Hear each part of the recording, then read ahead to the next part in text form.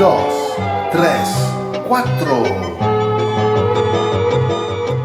Pour cette dernière partie d'émission consacrée au projet S'entendre, se faire entendre, on va parler maintenant création musicale et montage sonore avec Olivier et Auguste qui sont restés avec moi. Donc effectivement, création musicale et montage, éléments essentiels pour finaliser des produits sonores, et donc ces 4 podcasts.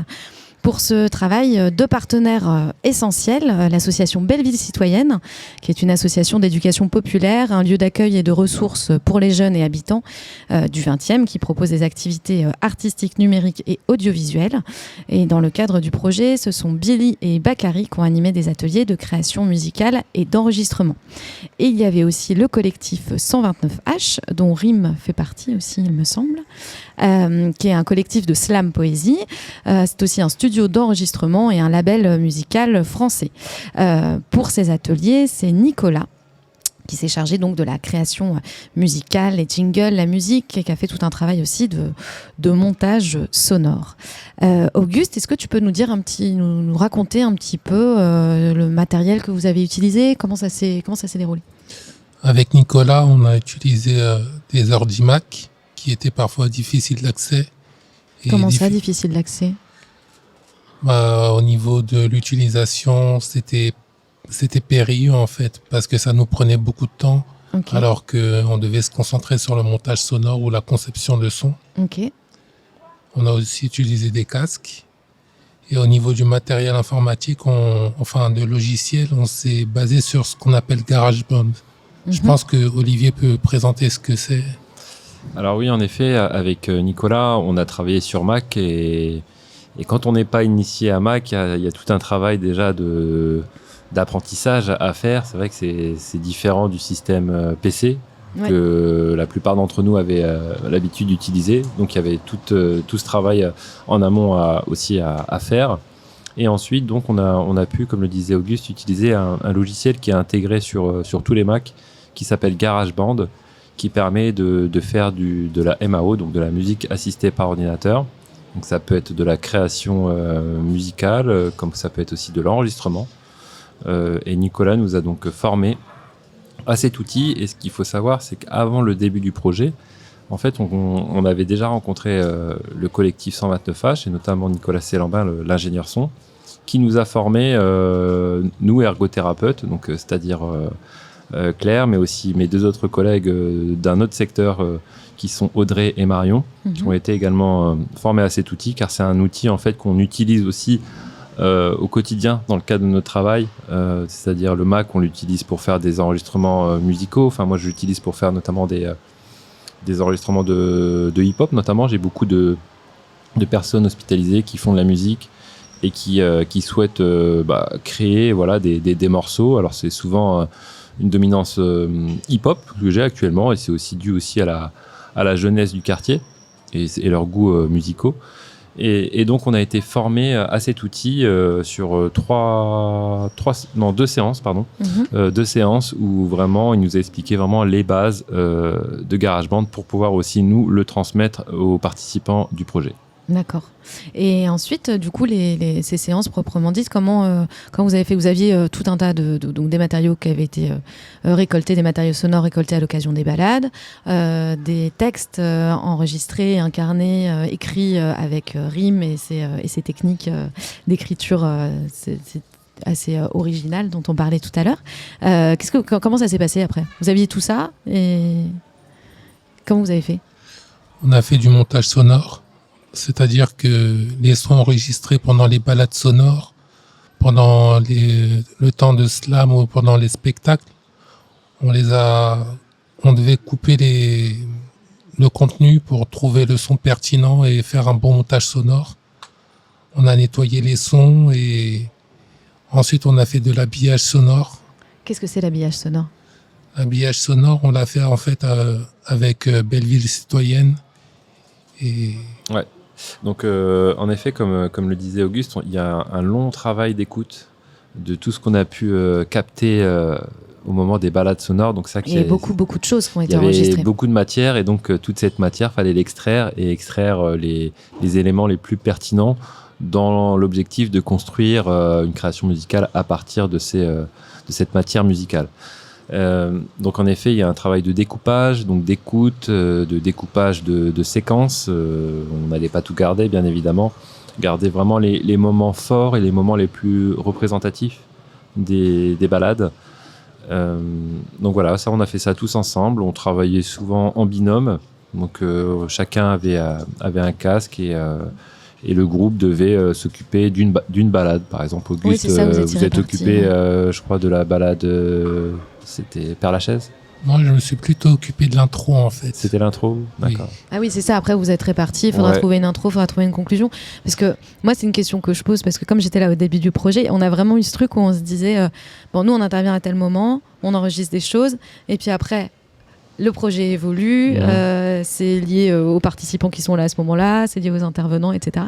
Et on savait pas du tout au tout début ce qu'on cherchait. On savait pas combien de podcasts on allait faire, on savait pas à quoi ils allaient ressembler, on savait pas. Et du coup, je me disais quelle méthode on met en place pour sélectionner, pour monter à, je sais pas, une dizaine à un projet. C'était pas seul devant un ordinateur. Donc il y a eu plusieurs étapes de sélection. Il y a eu des étapes de sélection, il y a eu des écoutes collectives aussi, notamment lors des ateliers à la Belleville citoyenne, où là on arrivait vraiment avec la matière. Donc la matière première, c'était tous ce qu'on appelle des cuts, enfin des découpages en tout cas ou des échantillons. Voilà, ça va peut-être parler à plus de monde, des échantillons musicaux. Donc on a donné tout ça à Billy et avec tous ces ingrédients musicaux, il a pu construire un morceau. Alors pour vous raconter un peu cette séance-là, notamment, on est parti, on a créé l'instru ensemble, c'est-à-dire on a fait du sampling. On est parti sur une vieille musique de film des années 60. On a récupéré un court extrait. Et à partir de ce court extrait, on a fait ce qu'on appelle une boucle sonore. On y a rajouté des éléments comme un breakbeat, c'est-à-dire avec des percussions. On a rajouté des basses, on a rajouté d'autres éléments musicaux. Et avec tout ça, en fait, on a ensuite ajouté les éléments, les échantillons de la balade sonore et ça fait une sorte de mix, en tout cas. Et c'est en ça aussi l'habillage sonore, tout ce qu'on a pu construire avec ce montage, en fait, qu'on a fait tous ensemble. Et Billy, qui est donc également ingénieur du son, qui était aux manettes. Nous, on était vraiment les assistants, on le guidait dans nos choix et dans nos envies aussi. Vous lui donniez des instructions, des petits fruits à mettre dans le shaker, quoi. Et puis ça. Après, c'est ça. C'est un peu de la cuisine, hein, c'est ça. C'est comme ça que je vois aussi la musique. Hein. On peut souvent faire le parallèle avec la cuisine. Donc il y a des ingrédients cuivre, il y a des ingrédients cordes, il y a des ingrédients vocaux et voilà. Et on a construit quelque chose. Je ne sais pas si on va l'écouter après. Et si je vous propose justement maintenant d'écouter un des extraits du podcast, donc cette création avec Billy de Belleville citoyenne à plusieurs mains et plusieurs oreilles.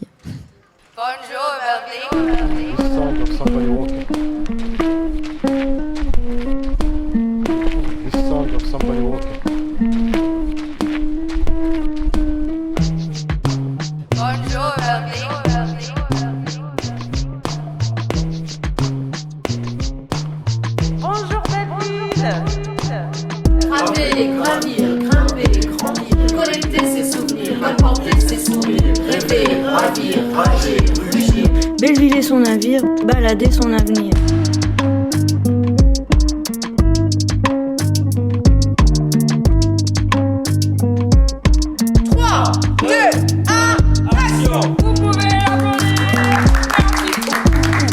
Merci beaucoup.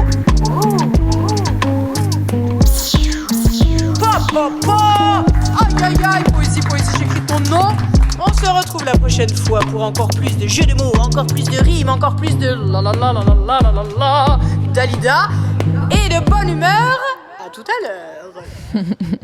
Je trouve que cet extrait, il est assez révélateur de tout l'aspect collectif de ce projet, parce qu'il y a vraiment les différents éléments, les différents fruits dont on parlait, et puis avec effectivement la bonne humeur, on entend de la balade, on entend des textes écrits, on entend de la musique, on entend un petit peu tout. Ouais, je trouve qu'il résume pas mal le projet S'entendre se faire entendre. Ouais, c'est vrai que dans l'extrait qu'on vient d'écouter, on y retrouve notamment la balade de Belleville. Bon, c'était un petit clin d'œil par rapport aussi à la Belleville citoyenne. Bien sûr. Voilà, on se devait d'utiliser quand même davantage cette balade dans le cadre de cet atelier en tout cas. Et on y retrouve aussi les ateliers de rime, on y retrouve plein de choses. Et comme je vous disais, on a donc tout créé, hein, vraiment du début à la fin, que ce soit l'instru. Donc là, le son de guitare que vous entendez, c'est un son qui est samplé, qui est répétitif. Et ensuite, Billy a bien évidemment amené tout son savoir-faire dans la composition de l'instrumental.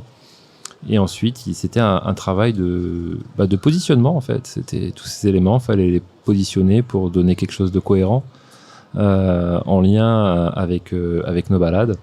Et donc, j'espère que le résultat vous a plu, en tout cas. J'ai adoré, j'ai trouvé ça très émouvant. Qu'est-ce que tu en as pensé, Auguste, quand tu as écouté les podcasts ?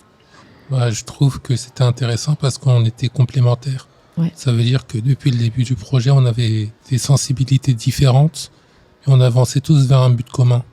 Donc ça s'est retrouvé au fil des activités qu'on a pu faire. Tout à fait, je suis tout à fait d'accord avec toi. Et résultat, c'est 4 très beaux podcasts et très émouvants, je trouve aussi. Eh bien, il me reste à vous remercier, Olivier et Auguste, de nous avoir expliqué toute cette partie MAO et montage. Cette émission touche à sa fin et nous allons conclure à 2 voix avec Saïd qui m'a rejoint sur le plateau. Bonjour Saïd. Bonjour Louise. On t'écoute. C'était une expérience sympathique avec une qualité d'échange sublime. On a appris plein de choses. Enfin, moi personnellement, j'ai appris plein de choses. Bon, au début, ça a été comme normalement doit se passer, avec un certain doute. Et finalement, on se découvre qu'on a des qualités en fait qui est complètement enfouies. Avec cette qualité d'échange, on a exploré d'autres parties de nos savoirs, nos connaissances. Et je suis vraiment heureux de passer cette expérience avec vous. Merci. Merci à toi, merci pour ces mots. On a demandé la dernière fois qu'on s'est tous réunis, ceux qui pouvaient être présents, de nous donner un mot qui pourrait représenter le projet. Et on a plein de jolis mots qui sont sortis. On a eu foisonnant, on a eu vivant, on a eu alambic, on a eu carillon. D'ailleurs, on entend l'église qui sonne. Le quartier, la déambulation, la complémentarité, la pérégrination, la rencontre, ensemble. Et génial. Merci beaucoup Saïd. On va se laisser sur ces derniers mots. Car oui, cette émission se termine. Et c'est non sans une certaine émotion que j'annonce le clap de fin du projet S'entendre, se faire entendre. Un immense merci à tous les participants que je vais essayer de nommer sans en oublier. Abdoulhamid, Agnès, Alice, Alison, Aloé, Auguste, Bakary, Barbara, Billy, Claire puisqu'elles sont 2, Coraline, Fatia, Faustine, Florence, Alim, Hassan, Jocelyne, Léo, Louise, Mamadou, Marc, Maxime, Mohamed, Najim, Nathalie, Nicolas, encore un Nicolas, Olivier, Patrice, Pierre, Rim, Rouda, Saïd, Sonia, Sana, Soraya et enfin Steven. Un grand merci aussi à tous les partenaires du projet, le GHU d'Avron, la MP2A Saint-Blaise, le collectif 129H, l'association Belleville Citoyenne. Ce plateau a été mis en place aujourd'hui à l'occasion de la fête de quartier Saint-Blaise en extérieur. On a pu donc entendre des enfants qui passaient, mais aussi des voitures. Un oiseau est venu nous voir et on entend maintenant le joli carillon de l'église du bout de la rue. Ce plateau a été mis en place aussi par l'association Les Fripons et grâce à Nicolas à la technique qui lui aussi a rendu ce projet possible. Merci à toi.